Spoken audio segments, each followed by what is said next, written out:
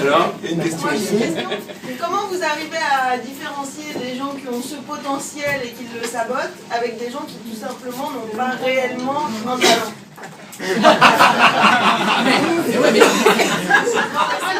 Ils ont réellement un talent. Mais comment vous le savez s'ils ne l'ont jamais démontré? Tout le monde en a un. Alors c'est là où c'est un Oui, nombre bah beaucoup dans de ces boulot. cas-là, tout le monde est Un CQFC. On est tous des talents gâchés dans ces cas-là, non? Non, parce que d'abord les talents, il faut les repérer. Donc moi je les repère dans ma méthodologie.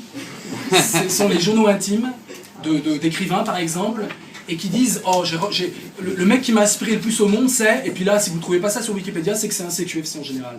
C'est-à-dire que dans les journaux intimes, dans les correspondances, on a affaire à une parole vraie, de gens comme Flaubert par exemple qui disent ce mec là c'est un prof extraordinaire, c'est un mec dommage qu'il n'ait pas publié, parce que vraiment les pages qu'il avait, il aurait dû venir voir Karim à un work in progress, il aurait cassé la baraque. Et donc ils sont repérés dans les correspondances, ils sont repérés, par exemple je lisais la vie de Jung, le psychanalyste, qui disait c'est le pasteur qui m'a éveillé, tout d'un coup il vient d'une famille où c'était difficile, on ne parlait pas de choses intellectuelles.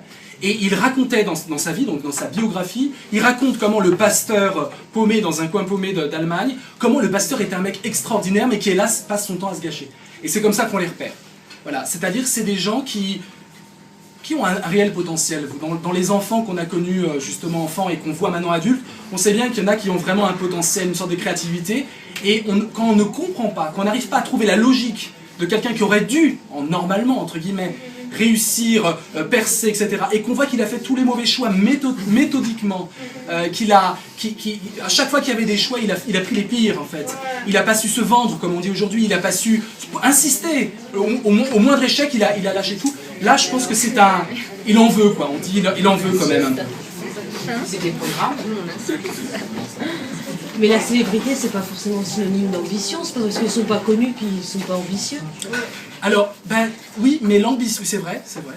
L'ambition d'être célèbre, c'est le CQFD, c'est-à-dire vouloir démontrer au reste du monde qu'on est quelqu'un, et c'est souvent une sorte de revanche voilà, sur le père, la mère, enfin sur quelqu'un qu'on veut prouver. Mais dans l'ambition, il y a quand même une stratégie de vie organisée pour un succès, quel que soit le succès. Pour Mandela ou pour Desmond Tutu, le succès c'était sortir de l'apartheid. C'est une forme de succès, et il a réussi, donc c'est un véritable succès. Il est assez connu en fait. Et il est assez connu, voilà. Et voilà, il est assez connu. Et le succès entraîne une forme de célébrité. Voilà, le succès, donc alors il y a la célébrité qu'on veut avoir à tout prix pour prouver, et ça c'est quelque chose, je dirais, qui peut être compliqué, parce que c'est souvent au détriment de la relation humaine. C'est ce qui fait que d'ailleurs qu'en France, on détruit le mot ambitieux, extrêmement mal vu en France, alors qu'aux États-Unis, il est totalement bien vu. On va être ambitieux, évidemment, qui ne va pas changer les choses, etc. En France, il est mal vu parce qu'on insiste trop sur le succès, j'écrase tout le monde, on dit les dents qui rayent le parquet, etc. J'écrase tout le monde pour faire que mon moi va briller au détriment des autres. Mais j'essaie dans le livre de réhabiliter l'ambition, mais c'est toujours l'idée de je vais réussir, quelle que soit la réussite, c'est je vais réussir. Et les réussites, si elles sont humanistes, en général, elles rencontrent l'accueil populaire. Si les réussites sont vraiment humanistes, Zapata, Mandela, même des gens, même des avocats qui ne sont pas spécialement connus, mais on trouve de la... Oui, ça dépend de l'échelle publique. Bien sûr, bien sûr. Et voilà, dans le cas de celui qui s'autocensure, en fait, est-ce que c'est par volonté ou c'est par peur c'est par d'acheter tout ça? Je pense que vu l'obstination qu'il met en place, vu cette volonté qu'il programme, mais parce que ça passe par des raffinements d'autocensure. C'est pas l'autocensure genre j'ai peur, j'y vais pas au rendez-vous, je loupe le rendez-vous de ma vie. C'est vraiment toute une structure qui se met en place. C'est ce que je démontre dans le livre en prenant des portraits. Il y a une galerie de 60 portraits d'ambitieux, dont des ambitieux CQFC, où je montre qu'en fait ils mettent en place un dispositif exactement comme un homme politique mettrait en place un dispositif pour être élu. Ils mettent le même dispositif pour systématiquement être au bord de quelqu'un. Oui. Est-ce que vous pouviez nous parler précisément d'un cas Ok, alors on va prendre Oliver Reed. Oliver Reed, c'est un acteur britannique. Vous le connaissez, c'est celui qui joue Proximo dans Gladiator, le marchand d'esclaves. Ah oui. Voilà, super gueule, bourru comme ça, et qui dresse les esclaves, enfin, qui les entraîne pour l'arène. Et lui, il a eu un succès en 68 avec Oliver Twist. Il s'appelle Oliver, mais il jouait pas Oliver Twist, il jouait quelqu'un d'autre. Et donc il a eu un succès, il a fait plusieurs films qui marchaient dans les années 70, sauf que c'est un alcoolique chronique, et il faut le vouloir. Et après l'alcool, ça revient à des grandes... Et donc il a systématiquement gâché sa carrière avec des reprises d'alcool. Dès qu'il y avait du succès qui venait, il plongeait comme par hasard dans l'alcool.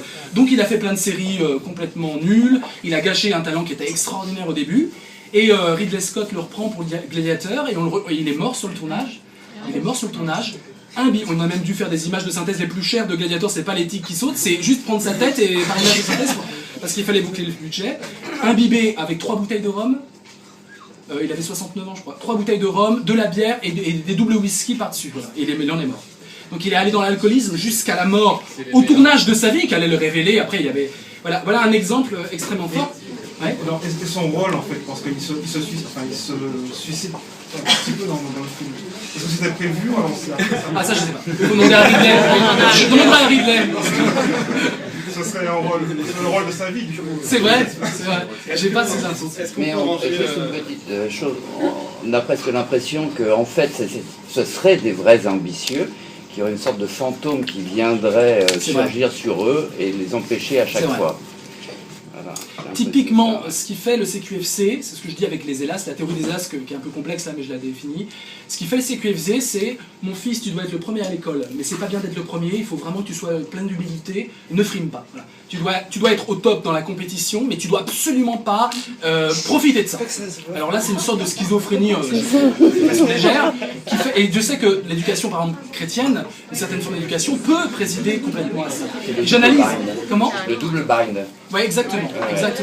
Et c'est une contrainte, voilà, mais il y a d'autres formes de possibles. Il y a par exemple ne jamais égaler le père, on a ça dans les biographies. Le père a réussi un tout petit peu, il ne faut pas l'égaler parce qu'on n'ose pas tuer le père, entre guillemets. Il y a plein de cas, il ne s'agit pas du tout de résumer des variétés avec juste ce mot de CQFC, mais ce qui est intéressant, c'est de mettre ça du côté d'une sorte de logique extrêmement complexe, qui est en fait la même. Entre le conquérant qui veut conquérir tout un pays ou libérer son peuple, et le mec qui se saborde à coups d'alcool alors qu'il pourrait juste réussir, c'est la même logique, c'est ce que j'essaie de démontrer dans le livre, qui est d'une autoprogrammation de la volonté, qui est à la fois fascinante, on ne savait même pas qu'on pouvait le faire, je veux toujours vouloir, c'est pas je veux toujours réussir, ça, je veux toujours vouloir, et dans ce truc-là, on a quelque chose qui nous renvoie proche d'une sorte de démiurgie presque divine et humaine, et puis à la fois ça peut être une catastrophe, y compris quand c'est vers l'horreur, le CQFC aussi peut s'abîmer dans des choses extrêmement horribles. Est-ce que la procrastination... C'est une dernière question. Parce que... Avant-dernière.